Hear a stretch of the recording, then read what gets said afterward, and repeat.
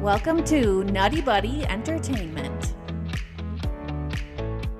Start with we finally get some flashbacks like right away, and these were the flashbacks we were hoping to get the entire series, but it's Anakin as a Padawan, which I thought was interesting, um especially because this is like what pre episode 2 it would be because he's still a Padawan.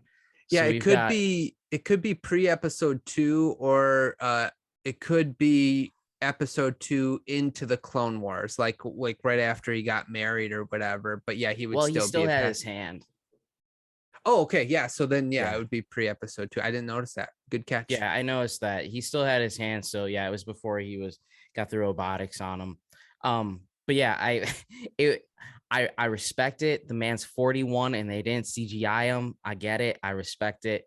But it was very interesting seeing him trying to play a 17-year-old or something at that point. But it was a good contrast that they showed the sparring match that Obi-Wan and Anakin were doing to kind of show throughout the entire episode, like just the differences between them, and still showing that Vader still is, Anakin down deep inside there. So yeah, no, I like that as well. I like sort of the lesson that's being taught, because now we're going back to how are they going to make it make sense for episode 4, right? Like how I was but the learner, but now I am the master. So what lesson, because that's what they have to do. What lesson is Anakin or Darth Vader going to learn from Obi-Wan? Right. Yeah. And it seems like this is going to sort of be the lesson. I will say the only interesting part to me, and this is a small nitpick because I loved it, and I loved even the fact that they didn't really de-age them, because like we've been waiting for these characters to be on screen. So I'm not going to make a big fuss over that. 100%. It seemed like Anakin was stronger than Obi-Wan. And if this is before episode 2, and then you go through episode 2 into all the Clone Wars, into episode 3, Revenge of the Sith, and when they were fighting at the end, remember when we did our Great, Good, Bad, Ugly, when it came to Revenge of the Sith, George Lucas wanted to make it clear, remember, I think Spencer mentioned this, that Anakin and Obi-Wan were of the same level at that point. I'm just surprised that he overpowered him so easily when they were sparring. You know what I'm saying? Yeah. And then now you got like another how many years of training / battle and stuff. So how are they on equal terms at the end of Revenge of the Sith? Well, they're clearly not on equal terms because Obi-Wan still did win, so but he got Anakin the high ground. Still, yeah, okay. Anakin still had stuff to learn. I mean, he still wasn't thinking with a clear head. Power-wise, maybe he was on the same level as Obi-Wan, but just, just mind-wise, he just wasn't. And that's why Obi-Wan could still beat him even in episode 3. So yeah, and you know what it could be too, maybe Obi-Wan was on purposely not trying his hardest because he's trying to teach a lesson as the master. There could be that too. Yeah. So yeah, I was just saying that was one little thing. I'm like, oh, this, but you can explain that away. But yeah, but that was real nice. I mean, I liked it. I think that the lesson was, he was so focused and intent on grabbing victory that he lets his defenses down. Right. That's basically what it was. Yeah. That he doesn't focus more on like his surroundings. He's just on the, what's going on right in front of him. Yeah, exactly. Okay, then let's see here. Why don't we talk a little bit about then Reva a little bit. Trying to keep in order as much as I can here, but so we find out Reva's story, which I think is about 2 episodes like a little bit late, so we can empathize with her longer before she does die. Or whatever happens to her. But I thought that was kind of an interesting, I liked it. And my thing is like, so I guess just to recap is basically she's trying to get as close to Darth Vader to try to kill him. That's for taking out her friends of the Jedi, her family. Yeah. Which I love that. because I thought, remember we read that article that it almost sounded like the Jedi were going to be viewed as bad people here or whatever. And I'm Oh like, yeah. I didn't like that, but I kind of like this. The but there was something, let me think here. Well, let me just ask you, what did you think of that storyline, that the idea to get close to Vader? I thought it was good. It kind of showed what her motivations were and why she wanted to become Grand Inquisitor. And I was wrong. She's not pregnant. When No. she yeah, at the table when she was grabbing her stomach, it was just grabbing the hole that Vader left when he stabbed her in the in the room there. But no, I like the storyline with her and kind of where it developed. The her like her surviving that, and then like, because initially what I thought it like she escaped with the other Padawans and somehow maybe they all died, and then she found her way to becoming a Grand Inquisitor and wanted to just work her way through the ranks. So I'm glad it was something different than that. I never really thought of, we'll learn kind of a little bit later that Vader was aware of who she was the entire time as well. So even that part of the story was very interesting and added a lot of suspense onto what happened in the episode. Yeah, and the other thing is, like, it can almost, now, there were some moments when we talked about like episode 1 and episode 2 that she was a little over the top, in my opinion. I don't know if you felt that way, but that's how I felt. No, yeah, cutting off a lady's hand. Yeah, right. kinda. But I think it was like she was trying to make sure that everybody around her was convinced that she was a bad guy. Oh, Now I'm 100%. like, okay, that makes Yeah. sense now. That's why she was a little over the top the entire time. No, yeah, I agree with you. And when I rewatched this for the good, bad, and ugly, yeah, I think you're gonna see that a little bit more, just knowing where her story leads. That this was, most of it was just an act to portray, like, just to get to Vader, like she was willing to do all this stuff. Yeah. Yep. I agree. Yeah. So her story, I think, came in. It was kind of like simple, but I thought was effective and it made a lot of sense. I kind of agree with you. I would have to say getting stabbed as a youngling with a lightsaber. I don't know how she survived that. I mean, it does cauterize the wound, but who Well, knows? The Qui-Gon. that's a wee bit different. He just didn't have the will to live, man. Unfortunately, no. Yeah. The second time I could understand, because she's using the dark side, and when you're using the dark side of the Force, you can. Who knows? Maybe he did it on purpose to see what would happen. I don't know. Yeah. Who knows? Yeah. That would be the only thing I'd be like, that's a little sketchy that she could survive that, but it's not that big of a deal. Well, she survives it again.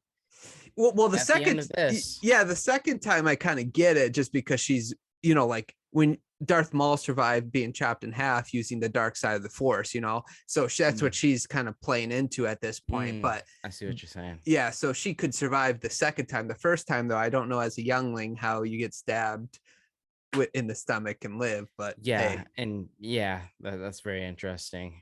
Yeah. Okay, what's the next thing you'd like to kind of discuss about this episode? I guess if we stay on with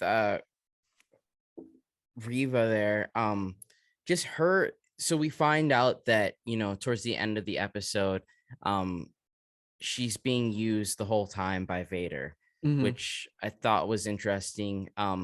It's also this weird thing because when she spoke with Obi-Wan through the door, like, he's trying to redeem her, but it's this weird thing. In the previous episode, she was going to torture a little girl to get what she wants. Like, it's still a thing that happens. So why are we thinking like, oh, she can, redeem herself, which is a very it's a very Disney thing. It's the same thing with like the latest trilogy with like Kylo Ren. He kills Han Solo, and then like he's still redeemable even though he did this stuff, which I just, that part of it was just like, okay, it's a very like Disney Plus thing right now where it's like nobody's truly just like a bad guy. They can kind of, become a good guy again. Yeah. Which is a little bit annoying.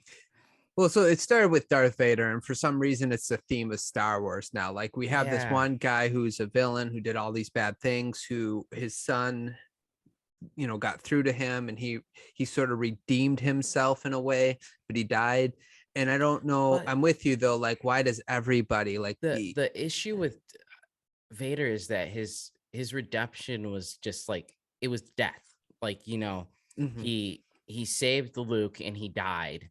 So like in those last moments he was redeemed, but really he wasn't, He just did a good deed like right before he died, and that was it.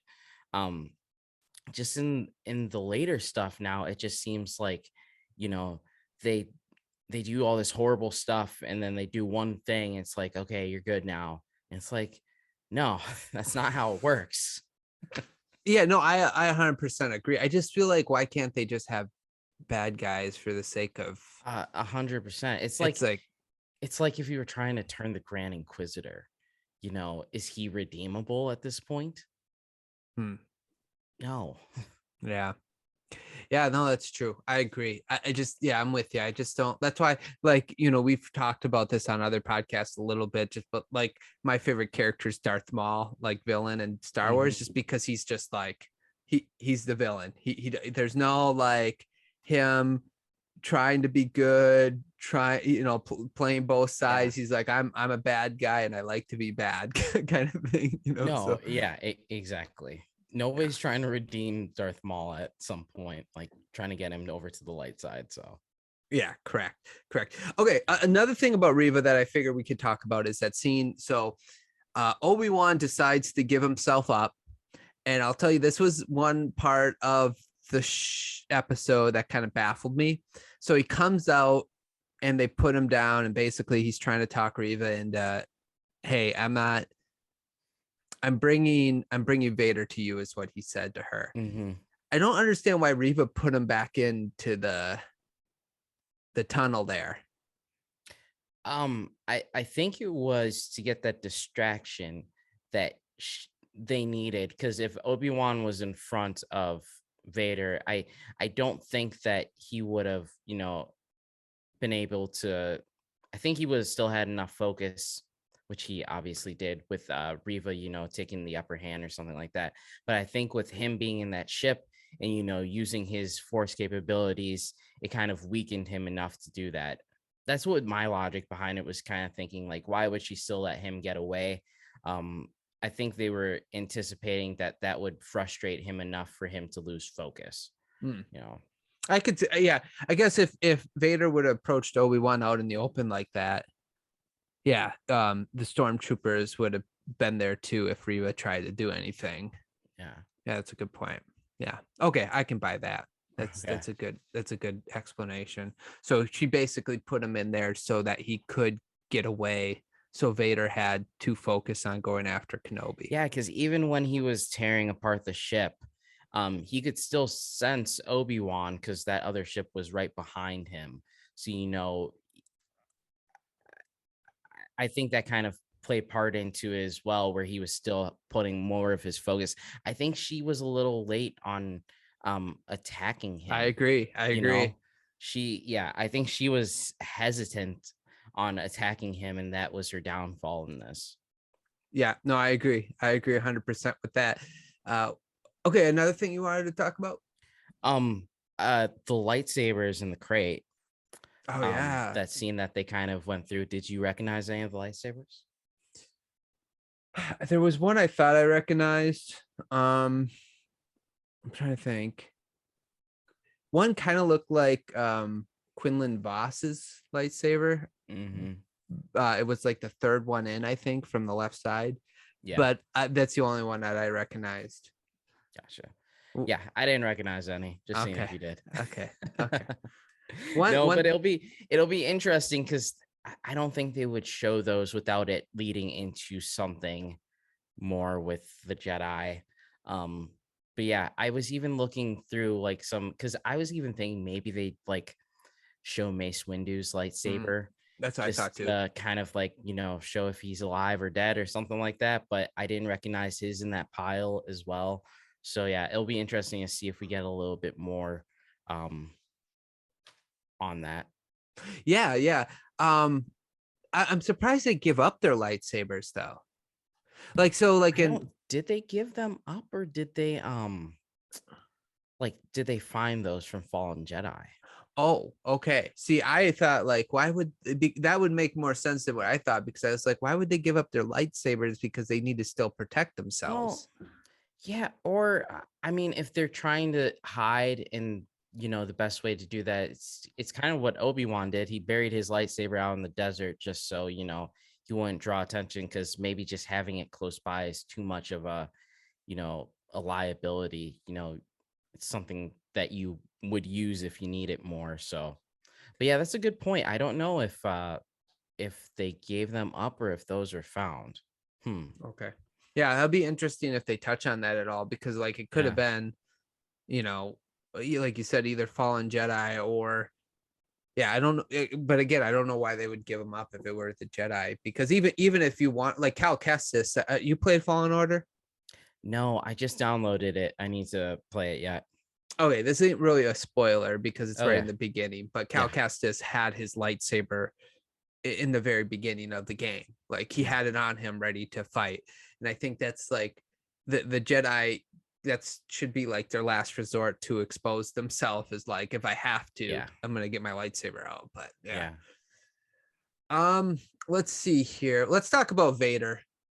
He was awesome, right? Like Yeah. I have in big old letters, Vader, awesome scene with ship. So everything about him, just like the ship. He did get his it kind of reminded me of episode 9 when Chewie was on a different ship, that the one, how Rey yeah. blew up and there was this Yep. other ship. Apparently it kind of reminded me of that. I do Mhm. wonder why he didn't just grab the other ship right away, but maybe like he used his force. I don't know, like if So when I was watching, I usually watch with subtitles on, and in the description for it, when he was grabbing the ship closer to the earth, it says Vader straining. So I think he was used up most of his power in that moment to get the ship there and then like rip out the hull and stuff. And so he just didn't have enough power to have enough time to get the second one as it blasted away. and that's fair. That's Yeah. fair. But that was cool that he brought down that ship like Star Killer. I don't know if you ever play the Force I Unleashed. Yeah. No, I haven't, but Oh, I've been hearing that reference since the episode came out. So yeah, I watched something explaining what that was. So yeah. yeah. He pulls down the ship. He rips it out the thing, which was Yeah. super awesome. And then the scene where, along with that, the fight scene with Reva. Yeah. No, Where that the ship scene when he was pulling it down, it it had that like gravitas as the Luke scene in Mandalorian when he was fighting through like the hallway. Mm. It was so cool to see that, and then it led into that fight with Reva, which the fight was good. It was just I liked how it showcased Vader's ability. I wish he would have used his own lightsaber. I do like that it kind of showed like he didn't even need to use his own because she was so weak. Just compared to him, she was just so weak and just like out of her class with it. But yeah, the it was shot kind of weird. It was like kind of shaky cam. My wife pointed out that it was shot very like close up, and I'm not sure why they were doing that. Okay. Yeah, that I actually enjoyed it. It almost was like he was like, "You're not even worth my lightsaber." That's very true. Yeah. That's like, he's so powerful. He's like, "You're not even worth my I know, but lightsaber." I just want him to bust out his saber I because, oh man, no, you're he would not. have been dead in like 2 seconds. Yeah. Then when he took her lightsaber and cut it in half, Mhm. basically, he like pitied her and threw her half a lightsaber back to her to let her Yeah, try again. I was just like, yeah. he's just toying with her at this point. Or even before that, when she's like spinning her blades and he like stops it from like spinning, like, Mhm. oh, that was so good. So good. And it was interesting how her style of like fighting was very like low to the ground and aggressive, but he was able to like combat that very easily too. Yeah, and I think when he had the double blade, he did, and I think I saw this on TikTok where he did the same stance as Ahsoka does with two blades. Yes, when he because initially what is it? She bats away his lightsaber, which is kind of like a a flaunt by him, and then he's able to take hers away from her and then grab the other one, and then he has a stance with both of them, which was just like it was awesome. He was just toying with her the entire time. Yeah. But yeah, It was so good. So good. I just like, Yeah. and then in that same scene, that's where we find out that he knew who she was all along. Mhm. And yeah, I do think you're right though. I think the moment Reva should have went after him was when he was holding on to the ship. That would have No, been yeah. the time when he was like Yes. pulling the ship down. And I wonder why would everything decided, like why she decided at that moment when everything was sort of calm and he's just staring up at the ship and, you know, realizing he can't get to it or whatever. Yeah, or I even thought like she turned on her lightsaber and then pulled it over Yeah. her head. And I thought that was interesting why she didn't just like turn it on and then it kind of like just goes through him Right. instead of doing that as well. Kind of like she did to the Grand Inquisitor, right? Because that's how Yeah, she no, did it with exactly. Yeah. Yeah. But obviously we know what the outcome of the series is. So Yeah.